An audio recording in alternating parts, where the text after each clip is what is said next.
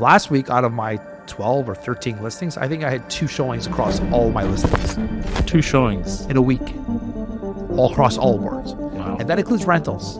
Condo sales are low. And don't even talk about pre-construction right now. Like that's, no one's even buying that. We had 560 pre-construction sales all year in the GTA, like for units. Like we have population growth. We have demand. It's supposed to be pent up demand. But like nobody's buying right now. Yeah. And now the market's been slow for 2 years. So that demand is building up. And also we have on top of that, the immigration. Finally, the federal government came out and said, yeah, we fucked up. Yeah.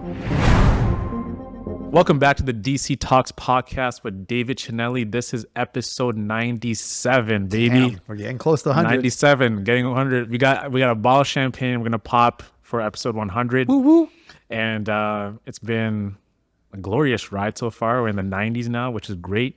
But without further ado, DC, how you doing, man? Oh, sorry.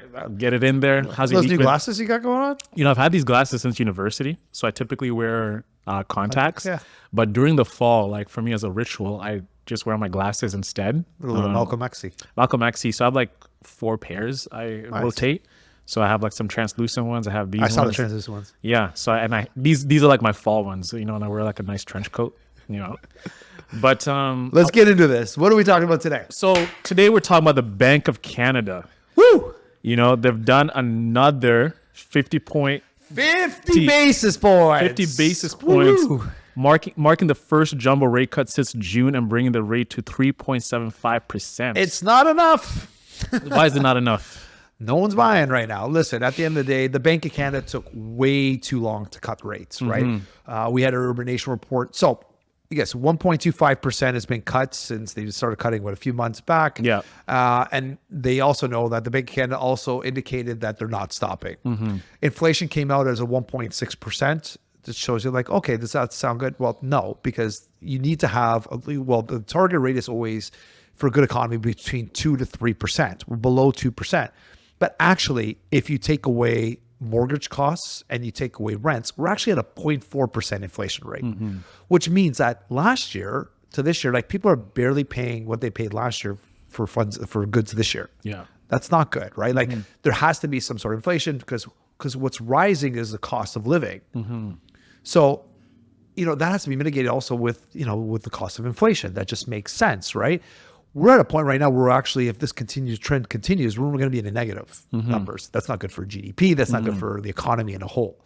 So they took way too long to start these cuts and not aggressive enough is some argument. Now, the other arguments are saying they're doing exactly what they should be doing. They got inflation under control. And now, they're going to continue to cut until they see some sort of spike. But it's not translating in any type of market right now. What do I mean by that? Well, last week we had, so at the time of this recording, it's October 30th right now. I just let you know. So they cut the rates exactly a week ago today. Last week, out of my 12 or 13 listings, I think I had 2 showings across all my listings 2 showings. in a week, all across all boards. Wow. And that includes rentals. People are just not shopping. They're not doing it. And I say, well, listen, maybe they're trying to digest this new 50 basis point cut. Maybe that's what's happening. Or maybe they're waiting until December 11th. I think it's the 11th, where they have the next interest rate cut, where there may be another 50 basis point cut. But when you're running these numbers, man, listen, you're looking at condo sales, even though we have less than 4,000 to 5,000 new condo sales. It's the lowest since we've had since 1996. Condo sales are low. And don't even talk about pre-construction right now. That's, no one's even buying that. We had 560 pre-construction sales all year in the GTA, for units. We have population growth. We have demand. It's supposed to be pent up demand. But nobody's buying right now. Yeah. Right. I just feel like there's not enough. The economy needs help. We need help. So buyers are still in this wait and see period. Yeah. And do you think no matter what the Bank of Canada continues to do, they're still going to be in that wait and see period? What are people waiting to see before they actually take that leap? I don't know, because right now I'm trying to explain to my clients, and my buyers are the ones who are taking advantage of this. And there are, we're talking about this, some of the other realtors too. The ones who are taking advantage of this timing right now are doing very well. Yeah. Right. Because what's going to happen is, even there's another campaign cut, all of a sudden people start buying. because now money gets cheaper again, affordability goes up. And what's going to happen is that there's going to be a spike. It's going to happen quick. And that's what happened. What happened last year? Why did we increase those 2 increases we had in June, July last year? The Bank of Canada came out and they said, we're going to ease off on increasing interest rates. Do you remember that? Yep. What happened to the market?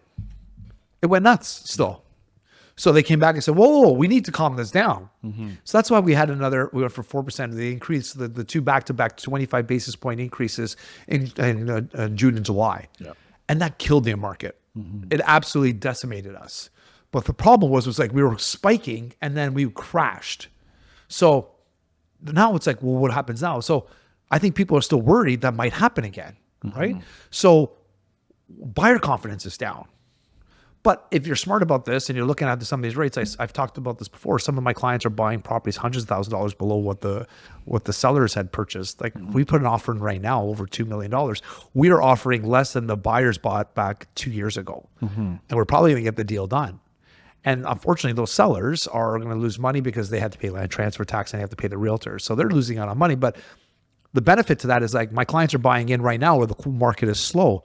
The demand is not there yet. And now we have what, 26,000 listings in the Toronto real estate board right now. Yeah. We haven't seen those numbers in decades. Yeah. Like that amount of inventory. Yeah. We had people like the inventory went a little bit lower in August because people took the houses off the market anticipating these interest rate cuts, right? Which was the right thing to do, right? They can enjoy their summer. But that's why we've had an influx after September as soon as the kids went back to school, there was an injection of all these new, quote unquote, maybe old listings.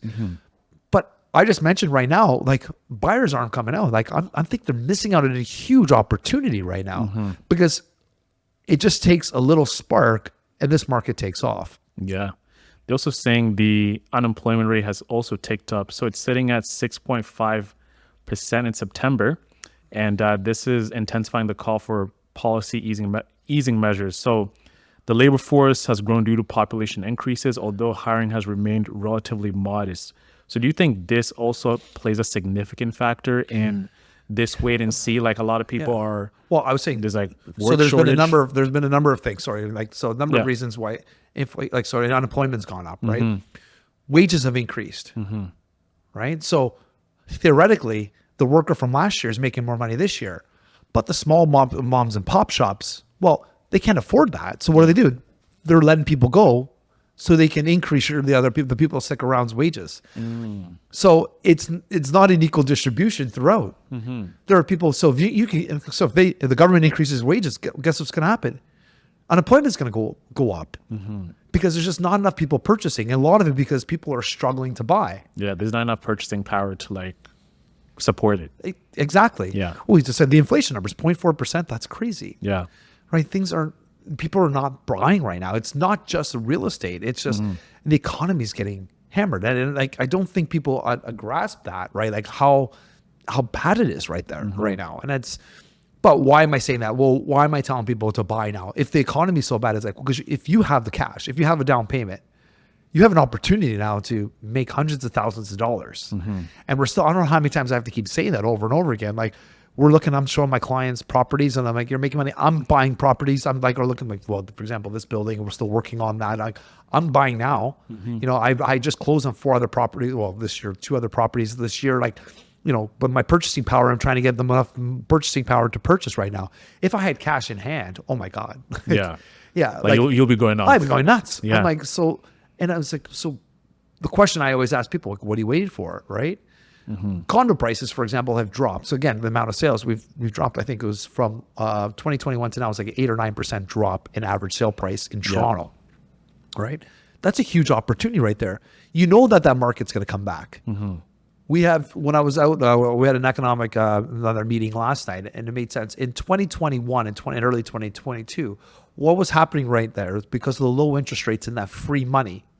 What was happening is that the market was pulling in demand from 2026 and pulling it into 2021 and 2022. What does that mean? That means that people that were looking to move in 2025 or 2026 saw the low interest rates, said, when am I ever going to see this interest rate again? Yeah. And prices were increasing by the day, sometimes hundreds of thousands of dollars by the week. And they're like, holy shit, I'm going to go buy a property. I'm going to lock in this 1.5% rate for 5 years. And sure, even if the price is too high, like at least I don't have to worry about it. Like they didn't see a crash happening, right? Or maybe a little bit of a correction. So the people that were looking to move for another 4 or 5 years decided to move earlier in 2020 and 2022. So we lost demand. Yeah. But now the market's been slow for 2 years. So that demand is building up.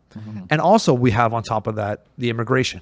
Finally, the federal government came out and said, yeah, we fucked up. Yeah. Finally, they admitted we fucked up. And they're tightening up on that immigration right now, right? That's why, because they realize it's not sustainable. So in addition to the unemployment, right? Immigration is so high.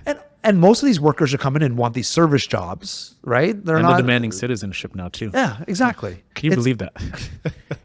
It boggles my mind. Well, and I keep saying for over and over again, well, why did Trudeau's government bring in so many people? Because it's votes, people. Think about that. They're seeing as a savior. Oh, the liberal government, I'm gonna vote for them, but it's backfiring.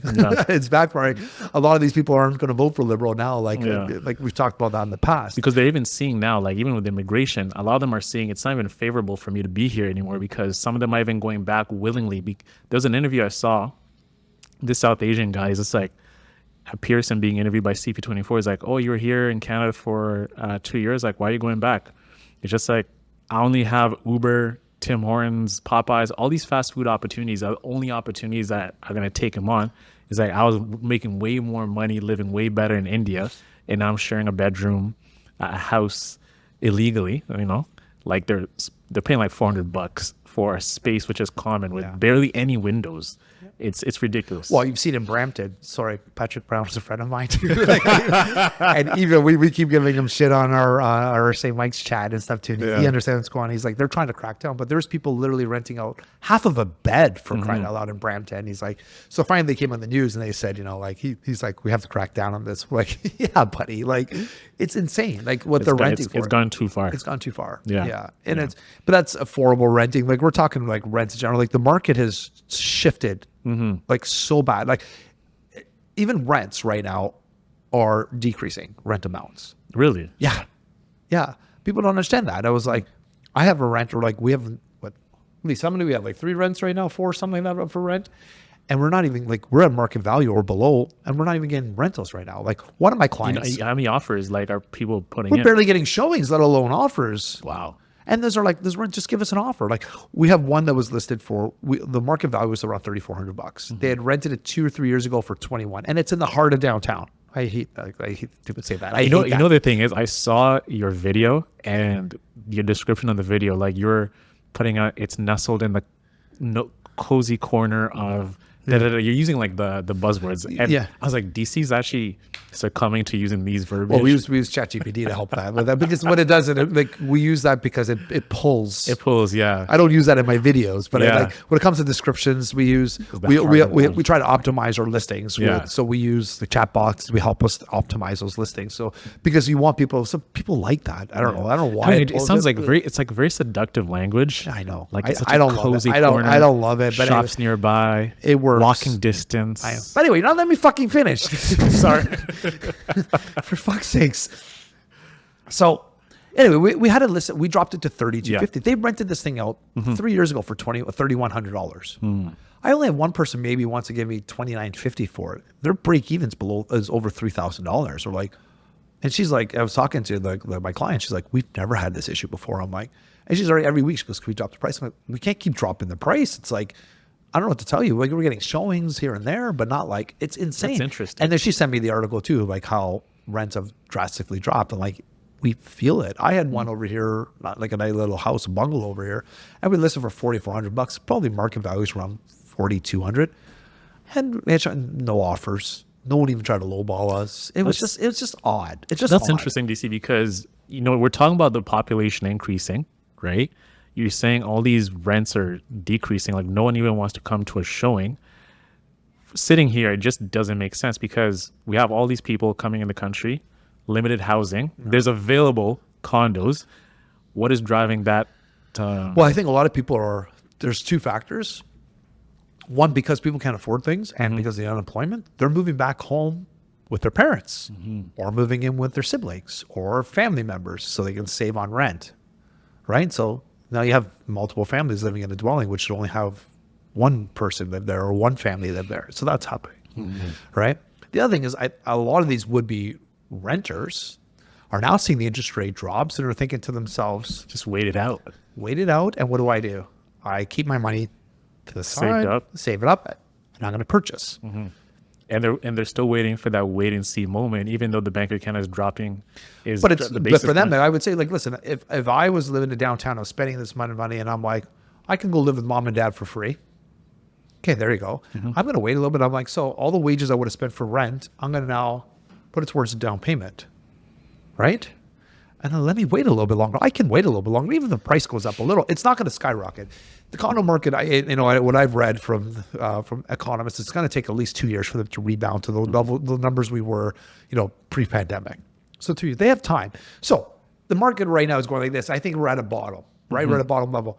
It's not going to skyrocket. So if it comes up just a little bit at a time, you can still stomach that, right? So if that's most purchasers are looking for condos, first-time home buyers are looking for condos because it's a good way. Investors right now should be chomping at the bit if they have cash in hand to buy these things, right? We're at just over $700,000 for a condo in Toronto. Like, yeah, that's cheap. And these people on the wait and see sidelines going back home with mom and dad, they're actually going to suffer the most because in this wait and see period, as you said it, you don't see it getting any better than this. Like right now is actually the prime time. So when they do come back, they're going to be in the same situation, which they thought would be favorable is actually not favorable anymore. Right. Crazy. Yeah, it's crazy. Everything is so backwards now. It's so odd. And it was like, so I had a conversation last night. I was telling you, like, we're at there, and then we started talking about pre-construction. Yeah. Tell me more about that. So I don't know. I've not been a fan of pre-construction for a very long time, and I don't push it unless something makes sense, right? And here's the reasons why, right?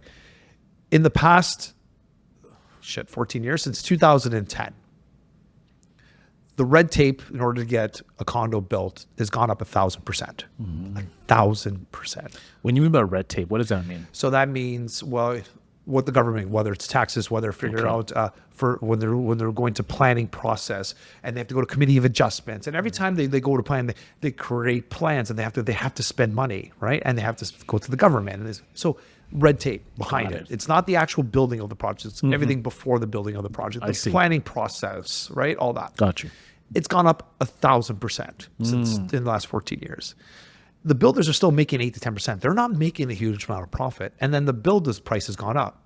So the prices of pre-construction has skyrocketed in that sense to a point where at $1,700 or $1,800 a square foot for condos in the GTA, right? Which makes no sense to me to buy when you're looking at resale. Resale can be anywhere from $850 to $900 a square foot. So I think back to the last numbers they were mentioning was we were using $1,650 a square foot in the GTA, and it was like I think it was $850 or $950 a square foot in for resale. Like the delta just doesn't make sense. Like why am I paying $800 for a brand new unit, which some of the projects now, if they don't sell out, they get canceled. Yeah. And you're waiting 5 or 6, maybe 7 years for this thing to be built. So you're hopefully looking into for a long-term equity to play out in those years. But what we're seeing in the market now is like, look at those guys that built 5 years, like the condos 5 years ago, they're coming to close now, and the market's dropped. So they're losing money. So they're scared. So the risk is there too, right? Yeah. So what the risk for now, if I'm buying now, I'm buying 5 years. Well, we're hoping that, that $800 delta. So if I'm paying $1,700 a square foot, I'm hoping by the time it's built in 5 years, it's going to be worth more than $1,700 a square foot, right? So you're baking in future value of the property is the idea, as opposed to buying it right now. So the builders also try to figure that out too. But the problem is when we were selling in the past, we saw the market was going up like this. So you didn't mind spending that amount of money back then, because if the market continued to increase like it was increasing, you're like, sure, that's not a problem. By the time it gets built, my property's gonna be worth more anyway. Yeah. Like my buddy and I bought that property in Leslieville. It took 7 years to build. We paid $320,000 for it. It was finally, we got our keys last year. It was worth $600,000. That's what used to happen. Yeah. Well, the inverse is happening now. You're paying $600,000, for example, and it comes for pre-construction. Damn. And what happens if all of a sudden comes to the point right now, they come to pre-construction, like now the bank evaluates, they're the one giving you the mortgage. in order to qualify, you need to have, they have to agree with the valuation, or you have to come up with a difference. So for example, if you paid $600,000 for a property, and obviously you get the keys tomorrow, the bank goes and does a bank assessment, and they say, you know what, it's only worth $500,000. Who covers that delta? That 600 to 700, that 600,000 to 500,000. You do. And now you're caught with your pants hanging out. So you have to go borrow if you don't have $100,000 sitting in your bank, you have to go borrow $100,000 to cover that delta. Not everybody can do that. So that's why you're seeing assignment sales. People just, because if they don't close on this property, they get sued, right? Which can cost more than $100,000. Who knows how much it could cost, right? And then, so now you're seeing assignment. Assignment is the selling of the paper before it actually closes. So you're buying it to somebody else at a loss. So these are real risks. So in this type of environment, that's why builders are pulling back. I think there's only been 2 projects. I think they came out, and all these projects have been canceled. When the project gets canceled, doesn't mean it's canceled for life. They're just pushing it to the times that it makes economic sense. But this is when I'm seeing the real life happening right now. That's why I don't tell my clients to buy any pre-construction. It makes no sense. You want a property, go buy a resale, go buy the condo. It's already there. We can run the numbers. We can tell you how much the rents are at a conservative number. We can tell you how much your mortgage is. You'll take the keys in like 60 to 90 days. And then the property's yours. So you don't have to wait 5 or 6 years or worry about a bank if they're going to cover you, or you have to come $100,000 now. You'll know in the next 30 days or whatever it is, right? The risk is just doesn't make sense. Yeah. So to push back on that a little bit, right? One of the key things that you always stress is that real estate is a long-term game. Right. Why does it not apply in this pre-construction? Because right now, it's like if you're buying right now in the pre-construction, right, it's going to take a longer, like you're going to have to shell out money, everything. So people aren't prepared to do that.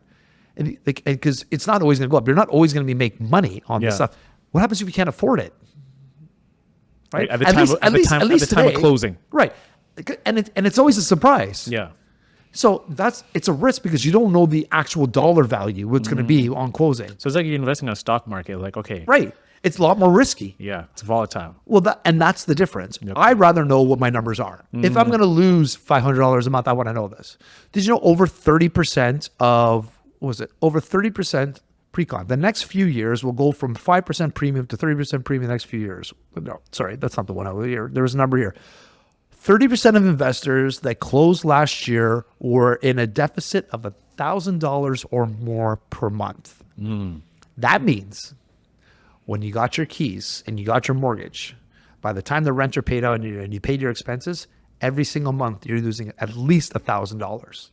So $12,000 at a minimum. 30% of investors are losing that. Over, I think 80% of investors last year were losing money. Wow. Whereas the number used to be 24%, and it wasn't even 1,000. It was like a couple $100. And you can that's how much it's changed in 2 years. Yeah. 2 years, Owen. This $1,000 is like unbelievable, unheard of. It's never happened. $1,000 is a lot of money. It's like rent. That's like, and these are condos we're talking. Or I'm not talking about big. I'm not talking about houses. So Because like houses were never meant to be like long-term investment properties. Yeah. What you do with a house is you buy a property, you move into it. But if you want to rent it out as a pre-construction, you're going to lose money on that, on the carrying costs until you own it, until you sell it.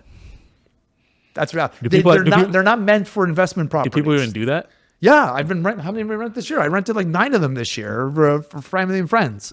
That they didn't buy through me. I rented them, but they have a longer term goal. It's sure. I'm like, if you can sit on this property, hold on to it for 5 or 6 years, let the market come back, and you'll earn your money. That's their goal. But they also understand they're going to lose money. Yeah. Every month. Wow. More than $1,000. They're losing more than $1,000 a month.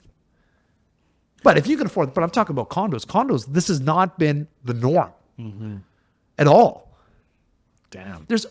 When you're buying a property, how do you make money? There's 2 ways of making money on properties. The first one is the value, the cash flow. Cash flow. The second value, exactly, is the property value, is equity. Property value, yeah, equity. Cash flow and equity, right? Well, with detached houses or these like lower rise, they call them, you're fucking off with your cash flow. Like there's no cash flow, like zero, right? So you have to factor that in when you purchase. What's my negative cash flow going to be? Can I sustain that? And if you don't have a realtor telling you this kind of shit, fire that motherfucker. I'm sorry. Fucking fire them. How do you not know? How do you not run these numbers? Right? The problem we had in 2021 when people bought these precons, these houses, that there's two reasons that these guys should be fired. One is that a house being purchased takes much shorter time to build than a condo. So the equity is much shorter. So if you're buying in the height of the market, what happened in 2021, and the market shift like we had so quickly, your house is built in a year and a half. Mm-hmm. At least if you're buying a condo, it's going to take you 5 or 7 years. You're hopefully riding that equity train up, right? You have to understand that you're buying at the height of the market.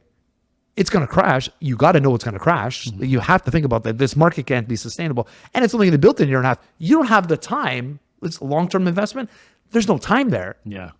So some of these condos, which I was up for sale and leasing these properties, our property, for example, we closed in April and we got an valuation for 1.8, right?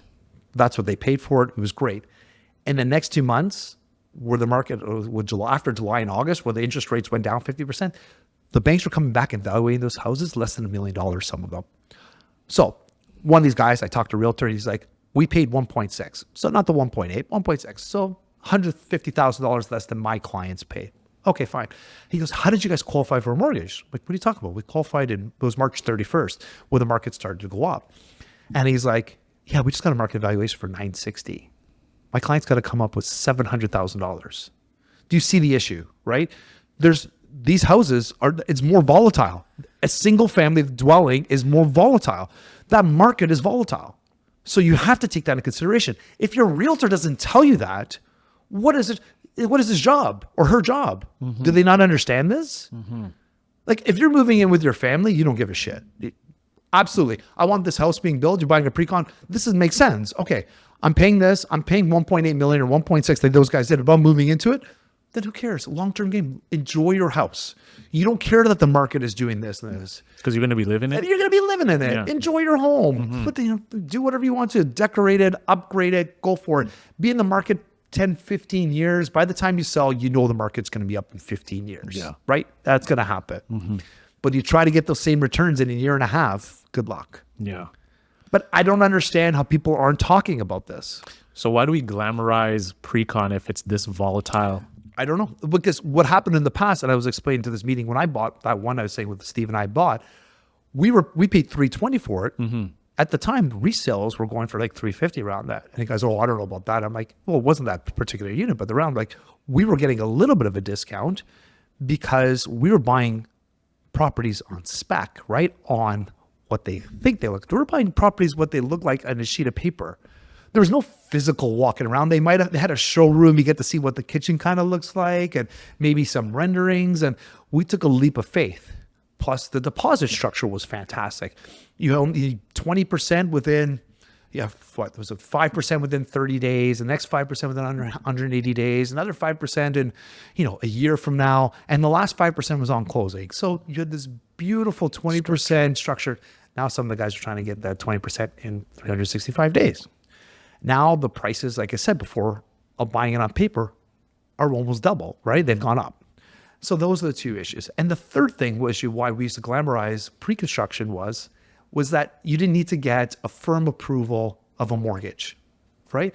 Because remember, banks only work out 24 months out, right? So most of these projects are 4, 5, 6 years out. So you didn't need to have a firm approval, which actually. So this is like where the pre-approval process. Yeah, which I actually like this point. This point I actually think is good for us. Yeah. So a pre-approval would go, you go to a bank, you kind of like loosely give your assets. They write you a letter saying, yeah, he's approved, today. Who knows what's going to happen in 5, 6 years, but it wasn't a mortgage. Mm-hmm. So right before closing, your lawyer would give you the documents like, could you firm up? So then you go and shop around, get your mortgage based on what it's worth in 5 or 6 years. Mm-hmm. Well, now that's changed in most people. Now you actually got to have a firm approval in over 90% of these guys. So they partner with a bank, and because again, they'll partner with a bank for certain projects. So for example, the one we purchased at 36 Zora was partnered with RBC. RBC's our bank anyway. It was great. Mm-hmm. They already had all my documents, but we had to get before in those 10 days that you have a cooling down period when you sign documents. it's a 10-day cooling down period. We had to have a firm approval that we were able to purchase that one. And when RBC says you have a firm approval, you're approved. In whenever that building's built, 5, 10, 15 years from now, it doesn't matter, you have that approval. So that's why I actually prefer that. The That's approval great. from the day you got Right. that, whatever you secured, let's say in Yes. 2020, let's say it's 2020, It was 2025. 2019. Yeah, we secured the mortgage in 2019. So you get that rate that you got back then. We got Okay, we perfect. locked in the rate. You had to lock in a rate. Now, if the rate dropped, like you could have been like, then you can negotiate, right? Back down. But the rates have gone up. Like, so we So had that was a fixed. it was a fixed rate. Yeah, Okay. they had to do a fixed rate. And you just never knew what it was going to be, right? It's just one of those things, right? And, but like I remember being a project we had at, three of my clients bought at Islington and Bloor, and they had BMO. And I remember the rate back in 2017. I think it was 3.56. Or like, well, we'll lock in, but this is way too high, way too high. Now we're dreaming for those rates, right? But anyway, again, pre-construction right now has changed dramatically. And even the company I work with right now, they work with precons. Even they said right now they're buying land, but they're not looking to develop right now until the market changes. It just doesn't make sense. Even they're admitting it doesn't make sense unless they get a ridiculous deal and the red tape is down. It doesn't make sense. There are projects right now which are in this area that they're selling for $900 a square foot, and they're offering realtors like 15 or 20%. They're just trying to get these things off their hands, and they're going to be losing money, right? Because they've already built these things. Now, because of the default, maybe they're suing them. They're suing the unit holders that defaulted, so that can happen. So, for example, like if they're unloading a property, say you paid $500,000, $600,000 for a property As a precon. as a precon. Okay. Well, any deal. Okay. This goes universal. Okay, got you. If you pay $600,000 and it comes to closing and you can't close, you're getting sued. Okay, As the buyer. as the buyer, if you can't close, you Who's get suing sued. me? Well, the builder, the owner, like the seller, the seller sues you, right? And the misconception is like, oh, we just lose the deposit. No. What happens is if that house or the unit has to go back on the market and it sells at a deficit from what you paid. So in this case, you paid $600,000 and Isaac wants to pay $500,000. I'm suing you for the $100,000 deficit that it costs, plus the lawyer fees, plus the carrying costs, plus the realtor fees, et cetera, et cetera, et cetera. So if your deposits, so in that kind of situation, say that accumulates to about $150,000 and your deposit was only $75,000, they're keeping their deposit and they're suing you for the additional $75,000 plus. You know, that you bring that up, there's one building, the one, right? Sam Mizrahi. Oh God, yeah, that one. Can you elaborate a little bit? Because is that the situation that happened with what you're talking about here? Give some more, because that I don't know happened- too much about it. I didn't read into it because my clients didn't want to buy into that one too. But it's a long story. And we only had a minute. I think we're supposed to wrap up here. But that's a whole Man, we're other having a topic. good time. I know. But I think that one was like, I think there was a lot of defaults in that one too. And Yeah. also, what also happens, and you have to be careful with the builder as well. So if a builder doesn't stagger their sales of their units, they don't mitigate inflation. So, for example, what Tridal does, and they're fantastic at this, so they have 100 floors. That's just called Make It Easy. They'll sell 25 at a time at a certain price, and then they might sell to see what it's like. Okay, then we'll sell another 25, increase the price to see if, because the trades increase, all that. They're not selling all 100 floors at the same time. Because if inflation goes up too, then they're able to adjust the prices of that too. What happened with their project in Weston Road and Highway 7, that exactly happened. Like there's two buildings that were built, I forget the name of them, and they were built. And then the builder's like, we're gonna build 2 more towers. So they went and they sold all the 2 more towers without getting approval from the city. And then there was a strike on top of that. So what happened was that the whole production got delayed by a year. In that year, right, the carrying costs, the cost, everything went up so high that they had to return everybody's money, because if they would have built these things, they would have gone bankrupt. So the unit holders were pissed because they got their money back, but they didn't get any interest on it because they just got their money. Think about it, and they were held for there's opportunity loss there.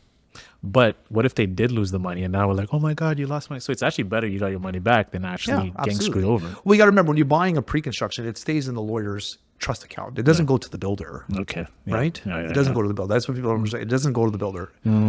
Okay. That makes sense. as we work towards wrapping up, one thing you alluded to and highlighted is that pre-construction is so volatile. And I think a lot of us have been maybe misguided. I think that's the best way to put it. Like even for me, because we hear pre-construction is the best way for younger investors to get in the market. Pre-construction.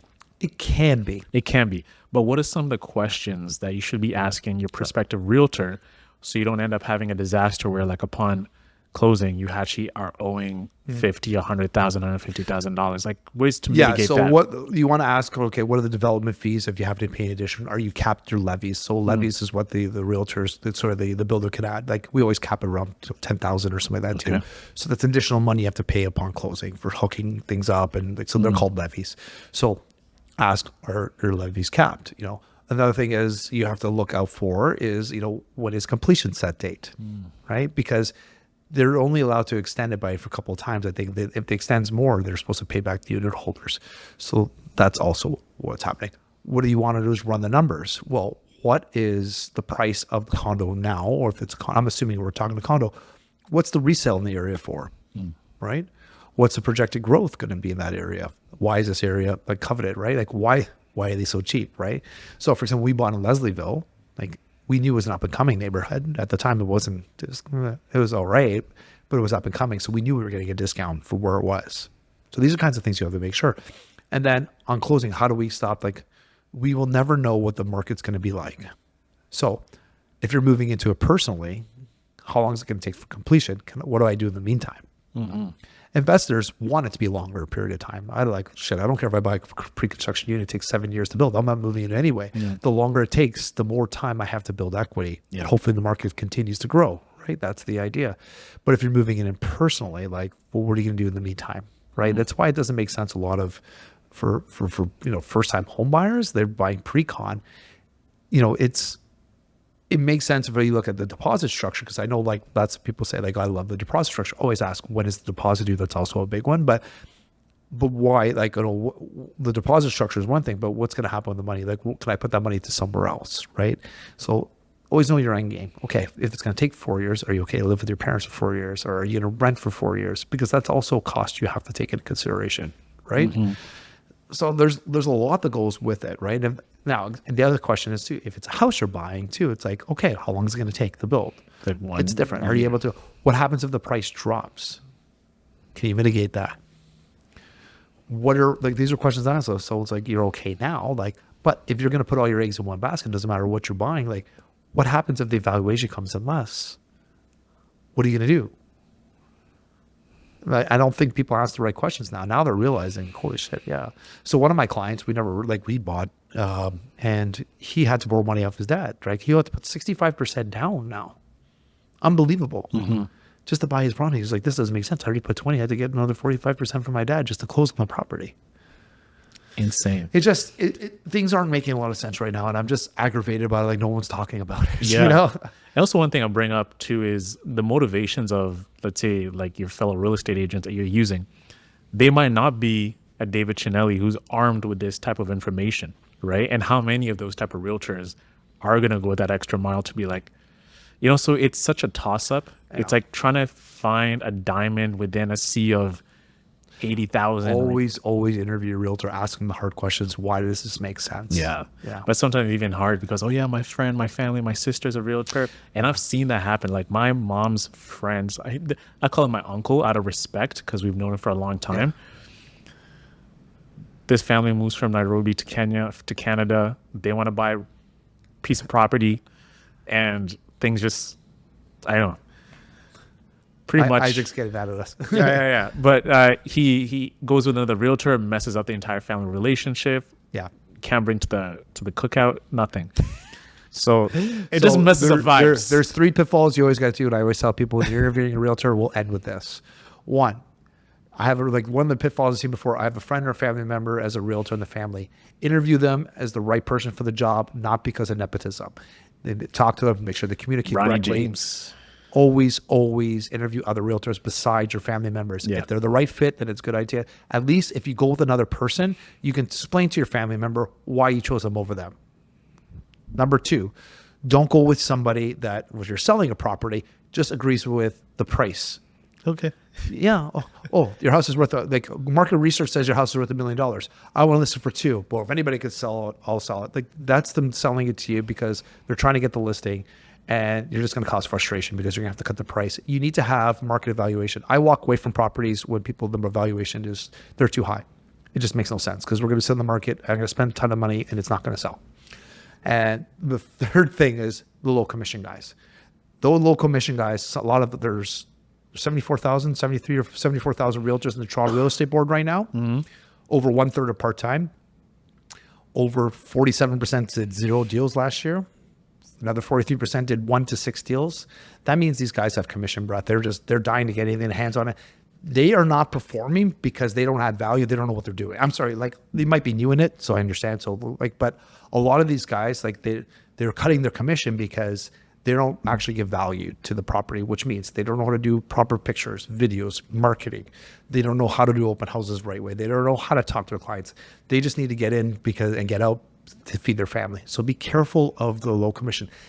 Hey, listen, at the end of the day, none of us want to spend more money, but if you hire somebody that's a top producer, it's going to earn you $50,000 more than the low commission guy.